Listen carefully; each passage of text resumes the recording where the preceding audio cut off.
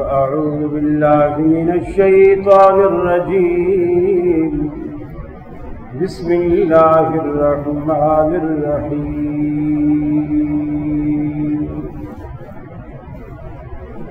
شهر رمضان الذي أنزل فيه القرآن هدى للناس وبينات من الهدى والفرقان فمن شهد منكم الشهر فليصم ومن كان مريضا أو على سفر فعدة من أيام أخر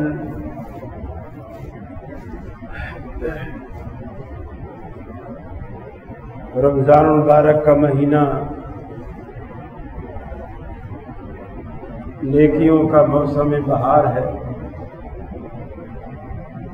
اللہ رب العالمین آپ کے اخلاص کے مطابق نیکیوں میں کئی 100 گنا اضافہ کر دیتا ہے۔ حدیث میں آتا ہے عام دنوں میں کم سے کم 10 نیکیاں ایک نیکی کے بدلے میں ملتی ہیں، لیکن رمضان میں اللہ رب العالمین اس کو 700 گنا تک بڑھا دیتا ہے۔ اس لیے رمضان میں زیادہ سے زیادہ نیکی کرنی چاہیے۔ یہ ایک الگ بات ہے کہ ہم اس وقت مجبور ہوئے ہیں، اور ویسے بھی جب مجبور نہیں تھے جب کون سا تیر مار لیتے تھے۔ آج ہمیں موقع مل گیا ہے کہ دیکھو جی تراویحاں نہیں پڑھنے دے رہے، جب لوگ پڑھنے دیتے تھے جب مسجدیں کتنی بھری ہوتی تھی۔ جب بھی یہی ہوتا تھا 2 صفیں آگے امام کے پیچھے کھڑی ہوئی ہیں، باقی پیچھے نوجوان بیٹھے گپے ہانک رہے ہوتے۔ چلو آج اتنا تو ہے کہ ہمیں موقع ملا ہے بات کرنے کا۔ کسی کو کہہ تو سکتے ہیں کہ یار ہم تو پڑھنا چاہتے ہیں، حکومت پڑھنے نہیں دیتی۔ لیکن ایک بات تو طے ہے، دیکھیے آپ کی جس سے بھی رنجش ہو، جس سے ناراضگی ہو، اس کا سبب کوئی بھی ہو، آپ اس بندے کو اپنے گھر میں کبھی دعوت نہیں دیں۔ ایک بات تو طے ہے کہ ہمارا رب ہم سے راضی نہیں، اس نے اپنے گھر کے دروازے، بیت اللہ کے دروازے مسلمانوں پر بند کر دیے۔ ہمارے سارے کام، ساری نیکیاں دکھاوا ہو کر رہ گئی تھی۔ اللہ نے اب وہ سب ختم کر دی۔ اب تقریباً وہ زمانہ آ گیا کہ جیسے قرآن کہتا ہے نا کہ یہ لوگ مسجدوں میں داخل نہیں ہوتے مگر ڈرتے ڈرتے۔ اب ہم ڈرتے ڈرتے مسجدوں میں داخل ہو رہے ہیں۔ اللہ رب العالمین کو اب بھی وقت ہے، کوئی بات نہیں، مسجد میں نہیں آنے دیا جا رہا، کوئی بات نہیں، آپ گھر میں بیٹھ کر اللہ کو منا کے تو دیکھیں نا، ایک دفعہ منا کے تو دیکھیں، پھر دیکھیں اللہ رب العالمین ہم سے کیسے راضی ہوتا ہے، ہمارے کاروبار کیسے چمکتے ہیں، کیسی برکتیں، کیسی رحمتیں نازل ہوتی ہیں۔ اور یہ جتنے مہینوں کی یہ جو کسر ہے نقصانات کی، اللہ اپنے فضل سے ویسے ہی پوری کر دے۔ اور کچھ لوگ اس چیز سے فائدہ اٹھا کر اتنی افواہیں پھیلا رہے ہیں، اتنی افواہیں پھیلا رہے ہیں جس کا اندازہ نہیں۔ مسند احمد کی ایک حدیث ہے، آج کل سوشل میڈیا پہ بہت پھیلی ہوئی ہے، بڑی عام ہے، اس کے چرچے ہو رہے ہیں، سارے حصہ لے رہے ہیں، اہل حدیث بھی، دیوبندی بھی، بریلوی بھی لگے ہوئے۔ وہ کیا ہے کہ 12 مئی کو کرونا ختم، بس کہ تیرے پاس وہی آئی ہے 12 مئی کو کرونا ختم ہو جائے گا۔ کہ نہیں جی مسند احمد کی حدیث ہے، نہا رسول اللہ صلی اللہ علیہ وسلم عن بیع الثمار حتی تذهب العاهة، اللہ کے رسول نے پھلوں کی فروخت سے منع کیا ہے جب تک کہ آہا ٹل نہ جائے، ختم نہ ہو جائے، دور نہ ہو جائے۔ ومل آہا، تو یا رسول اللہ، پوچھنے والے نے پوچھا اللہ کے رسول یہ آہا کیا چیز ہے؟ کہ جب تک وہ ختم نہ ہو تب تک ہم پھل نہ بیچیں، فروخت نہ کریں۔ وہ آہا کیا ہے؟ تو آپ نے فرمایا آہا جو ہے وہ نقصان ہے، وبا ہے، وہ مصیبت ہے جو پھلوں کو لگ جاتی ہے۔ اب اس کا مطلب یہ ہے، اس حدیث کا جو مطلب ہے، اور یہ بخاری میں بھی ہے، اس حدیث کا مطلب یہ ہے کہ جب تک باغوں میں پھل بالکل تیار نہ ہو جائے اس وقت تک پھلوں کا سودا نہ کرو۔ لوگ اس وقت بھی اور اب بھی ایسا کرتے ہیں، ابھی بور مثلا آم ہے، ابھی بور لگا ہے، چھوٹے چھوٹے پھول فروخت کر دی، یہ جی اتنے لاکھ کا باغ بکا ہے، اتنے ایکڑوں میں ہے۔ اور بعد میں کیا ہوتا ہے، وہ اس وقت کچھ جسے ہم ٹوکن منی کہتے ہیں، بیانہ کہتے ہیں، وہ کچھ دے دیتے ہیں، باقی جی جیسے جیسے ہم پھل بیچتے آئیں گے آپ کو پیسے دیتے رہیں گے۔ ٹھیک ہے جی۔ اب ہوتا یہ ہے کہ بیچ میں آندھیاں آ جاتی،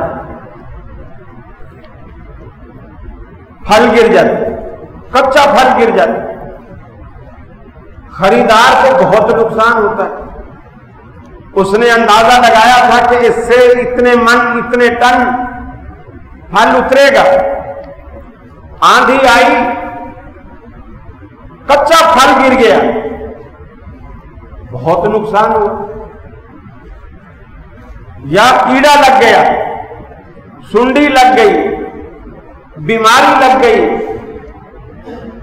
اور بہت نقصان ہوتا ہے۔ پھر وہ خریدار روتے ہیں، مالکوں سے کہتے ہیں جی دیکھو آپ کو پتہ ہے کتنی بڑی سخت آندھی آئی ہے، ہمارا اتنا نقصان ہو گیا ہے، ہماری تو کمر ٹوٹ گئی ہے، ہم تو ڈوب گئے ہیں بالکل۔ کوئی ہوتے ہیں رحم دل، کچھ پیسے کم کر دیتے ہیں، کوئی کہتے ہیں اگر تیرے کو منافع ڈبل ہوتا تو کیا جو سودا ہوا ہے تو اس کی قیمت بڑھا دیتا، نہیں کم کر۔ تو یہ لڑائی جھگڑے کے مقدمے اکثر اللہ کے رسول کے پاس آتے ہیں۔ آپ نے فرمایا خبردار، کچے پھل نہ بیچا کرو، جب پک کر تیار ہو جائیں اس وقت بیچو۔ اس لیے کہ جب پھل پک کر تیار ہو جاتے ہیں، ایک تو خریدار کو صحیح اندازہ ہو جاتا ہے کہ اس درخت سے اتنا پھل اترے گا۔ لوگ تو یہاں 3-3 4-4 سال ایڈوانس میں باغ خرید لیتے ہیں کہ کہیں ایسا نہ ہو اگلے سال کوئی اور خریدے۔ یہ سب حرام بزنس، سارا بزنس حرام ہو رہا، اور اس میں بھی بہترین طریقہ یہ ہے پھل اترنے کے بعد اس کو تولو،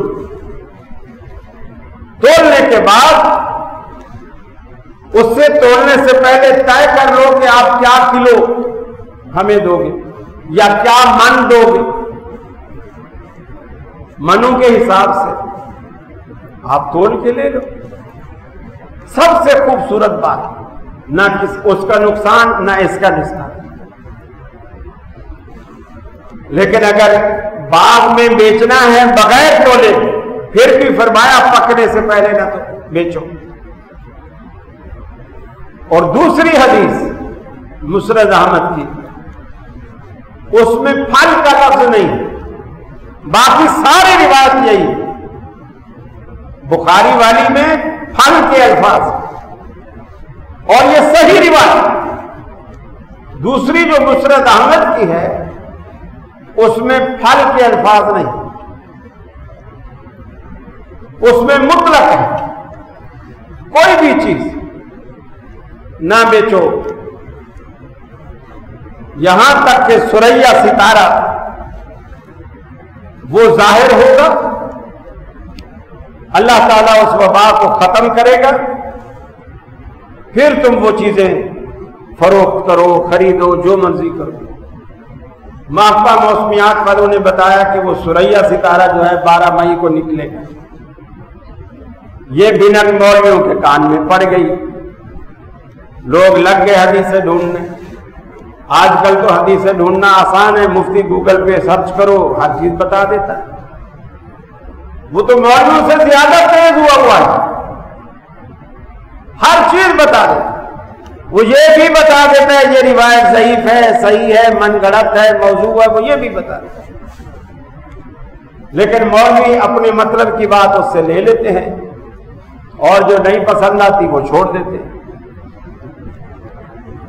اب یہ حدیث نکل آئی، سوشل میڈیا پہ لوگوں نے مائک پکڑے اور لگے لوگوں کو گمراہ کر. یہ اسلام کا مزاج ہی نہیں کہ کسی نقصان کا تعلق ستاروں سے توڑا جائے. ستارے نکلیں گے یہ ہوگا، ستارے نکلیں گے یہ ہوگا. یہ اسلام کا مزاج ہی نہیں. ستاروں سے مسلمان کو کیا لینا دینا؟ ہزاروں ستارے نکلے، ہزاروں ڈوبے. رسول اللہ صلی اللہ علیہ وسلم کے بیٹے حضرت ابراہیم 3 سال کی عمر میں فوت ہوئے، آپ کی گود میں فوت ہوئے. کچھ لوگوں نے کہا اتفاق سے اسی دن سورج گرہن لگ گئے. جس دن وہ فوت ہوئے سورج گرہن لگ گیا. لوگوں نے کہنا شروع کر دیا یہ رسول اللہ صلی اللہ علیہ وسلم کے بیٹے کی وجہ سے اس کو گرہن لگا ہے. آپ کا چونکہ بیٹا فوت ہوا ہے اس لیے گرہن لگا ہے. اللہ کے رسول کے کانوں میں یہ آواز پڑی. آپ نے فرمایا ان الشمس والقمر آیتان من آیات اللہ. سورج ہو یا چاند ہو اللہ کی نشانیوں میں سے 2 نشانیاں ہیں. نہ تو کسی کی موت اور نہ کسی کی پیدائش انہیں بے نور نہیں کر سکتے. نہ یہ کسی کی موت پر لا یہ کسی کی موت پر بھی بے نور نہیں ہوتے، نہ خسوف ہوتا ہے، نہ خسوف ہوتا ہے، نہ خسوف کسی کی موت پر اور نہ کسی کی پیدائش پر. یہ اللہ کا اپنا الگ نظام ہے جن کا ہمارے جینے سے یا مرنے سے یا بیماری سے یا خوشی سے کوئی تعلق نہیں. اور میں حیران ہوں ہماری جماعت کے بہت بڑے بڑے علماء، جلیل القدر علماء، انہوں نے بھی واللہ عالم یہ فتوے زبردستی دلوائے گئے یا دیے گئے. انہوں نے بھی کہا 12 مئی کو کرونا ختم ہوگا اور یہ ہوگا وہ ہوگا. یہ غیب کی خبریں تمہارے پاس کہاں سے آئی اور کس کو حق بنتا ہے یہ خبریں دیں؟ اب آپ انتظار کریں. اگر کرونا ختم ہوگا، ایک خبر اب میں دے رہا ہوں، 20 رمضان کو ختم ہو جائے اور اگر 20 کو ختم نہ ہوا تو پھر یہ عید تک بھی ختم نہیں ہو. اس کی ایک وجہ ہے 21 کو کرونا کا بھی باپ آ رہا ہے، وہ اس سے بڑا کرونا، سارا کراچی اس کی لپیٹ میں ہوگا. اور جتنے لوگ آج مسجدیں بند کرانے پر مامور ہیں وہ لوگ ان کی حفاظت پر مامور ہوں.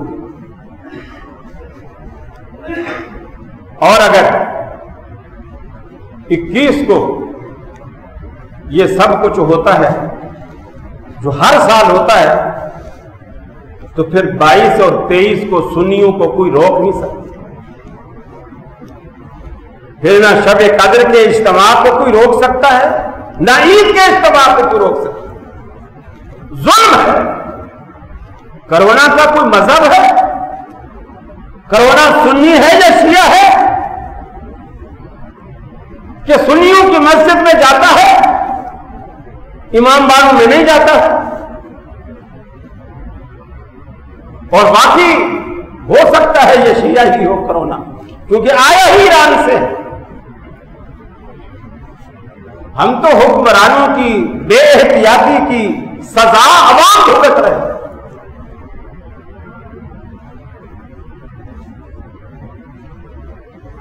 فرمایا شہر رمضان الذی انزل فیہ القرآن ھدی للناس، یہ رمضان کا مہینہ وہ بابرکت مہینہ ہے جس میں رب العالمین نے قرآن پاک کا نزول فرمایا. ھدی للناس، لوگوں کے لیے باعث ہدایت بنایا. اس میں ہدایت کا رب العالمین نے سامان رکھ دیا. قرآن کو پڑھا کیجئے، قرآن کو سنا کیجئے. بغیر سمجھے بھی قرآن پاک کو پڑھنے سے رب العالمین ایک ایک حرف پر 10 نیکیاں دیتا ہے.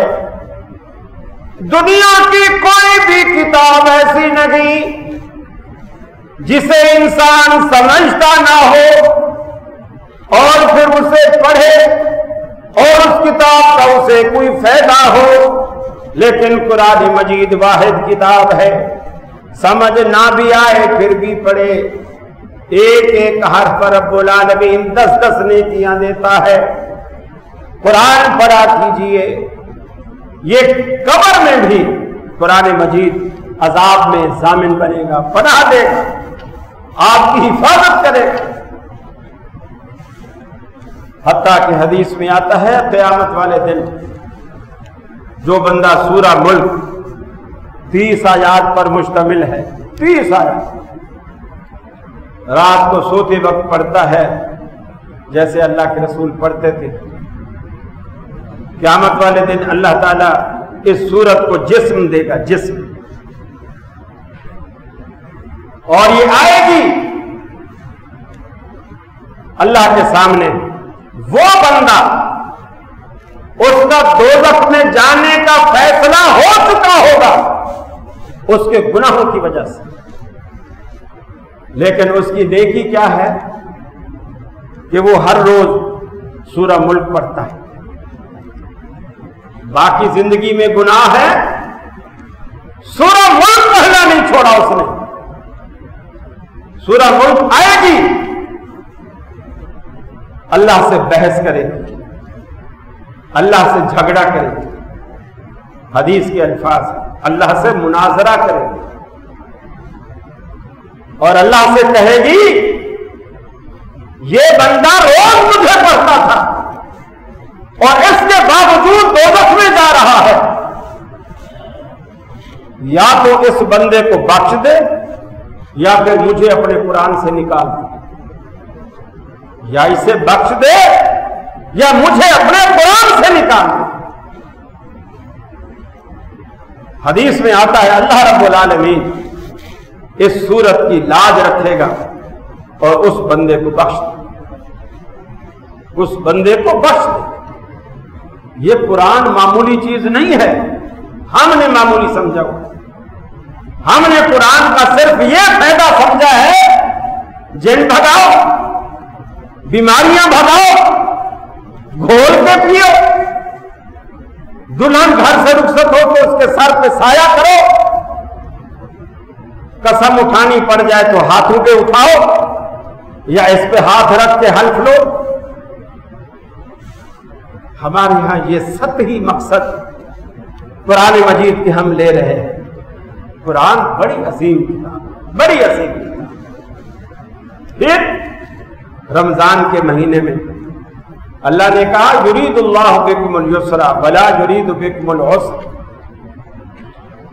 मुसलमानों, रमजान को फर्ज करने के बाद अल्लाह फिर भी तुम पर आसानी चाहता है, तंगी नहीं चाहता। मुसाफिर है रोजा छोड़, बीमार है रोजा छोड़। लोग बड़े परेशान और मौलवी फिर उनकी तबीयत के मुताबिक फतवे दे रहे हैं। अब एक नई तहकीक मैंने देखा फेसबुकों पे चल रही है कि जो दमे के मरीज होते हैं उनका एक पंप आता है जिसे गलबन इनहेलर कहते हैं। वो मुंह में रखते हैं, उसमें कुछ दवाई होती है और उसका बटन दबाते हैं, पंप होता है तो उससे कुछ बुखारात अंदर जाते हैं और वो नालियां खुल जाती हैं। तो कुछ मौलवियों को मैंने सुना, वो कह रहे कोई हर्ज नहीं, रोजे में ऐसा ले सकता है, रोजे में ऐसा ले सकता है, कोई हर्ज नहीं। फिर किसी ने कहा कि जी आजकल कोरोना का बड़ा चक्कर है और डॉक्टर कहते हैं भाप लो, भाप। वो जो पानी गर्म करते हैं और उसमें थोड़ी विक्स डाल लेते हैं या चाय की पत्ती डाल लेते हैं, थोड़ा थोड़ा ढकना खोल के सांस पे लंबे लंबे सांस खींचते हैं। तो मौलवी दलील दे रहा है और वो दलील क्या है कि जी कोई भी चीज जो हल्क से पार हो वो फेफड़े में जाए तो रोजा नहीं टूटे, मैदे में जाए तो रोजा टूटे, मैदे में जाए तो रोजा टूटता है, फेफड़े में जाए तो रोजा नहीं टूटता। और ये जो भाप है या इनहेलर है, ये तो सांस इंसान लेता है तो फेफड़े की तरफ जाता है। अब शरीयत ने ये कहां बहस की है कि तुम्हारी कोई चीज जो गले को हल्क को पार करे, फिर शरीयत ने रास्ते बताए हो, वो फेफड़ों में जाए, गुर्दों में जाए, दिल में जाए, जिगर में जाए, रोजा नहीं टूटता, मैदे में जाए तो टूटता है। मैंने कहा उस मौलवी साहब से पूछो, अगर कोई सिगरेट पिए, सिगरेट मैदे में जाती है या फेफड़े में जाती है? किधर जाती है? फेफड़े में जाती है। जो सिगरेट पीने वाले होते हैं उनके फेफड़े खराब होते हैं, फेफड़े में जाते हैं। इसलिए कि आप जब कश लगाते हैं तो आप सांस अंदर लेते हैं और सांस का ताल्लुक फेफड़े से। उस धुएं ने हल्क को पार किया, वो पानी भी नहीं है, धुआं है, धुआं, गैस, और फेफड़े में जा रहा है। मैंने कहा मौलवी साहब से पूछना रोजा टूटा है कि नहीं टूटा? यानी ऐसे अपनी तरफ से फकाहत घड़ना। बोले सांस भी तो हम ले रहे हैं, एक होता है, देखिए एक है काय आना, शरीयत कहते हैं रोजा नहीं टूटा। दिन में 4 दफा काय आ जाए, शरीयत कहती है रोजा नहीं टूटा। और एक दफा उंगली डाल के करे, शरीयत कहती है रोजा टूट। एक इरादे से और गैर इरादे से काम में फर्क। आप सांस ले रहे हैं, आप सांस रोक ही नहीं सकते। आपकी जिंदगी का ताल्लुक किसी से। अल्लाह के रसूल रोजा रखते थे तो आप भी सांस लेते थे, सहाबा भी सांस लेते थे, लेकिन आपने कभी सिगरेट तो नहीं पिया, नाउजुबिल्लाह। रोजे की हालत में आपने इंजेक्शन तो नहीं लगवाया, आपने भाप तो नहीं ली, आपने इनहेलर तो नहीं लिया। आप कैसे दलील देंगे? अल्लाह से दुआ है अल्लाह रब्बुल आलमीन हमें सही मानूं में عمل کی توفیق عطا فرمائے، اللہ ہمیں ہدایت دے، اور یہ رمضان میں ہم پر جتنی یہ پریشانیاں مصیبتیں آئی ہوئی ہیں اللہ رب العالمین اپنے فضل سے دور فرمائے۔ وآخر دعوانا الحمدللہ۔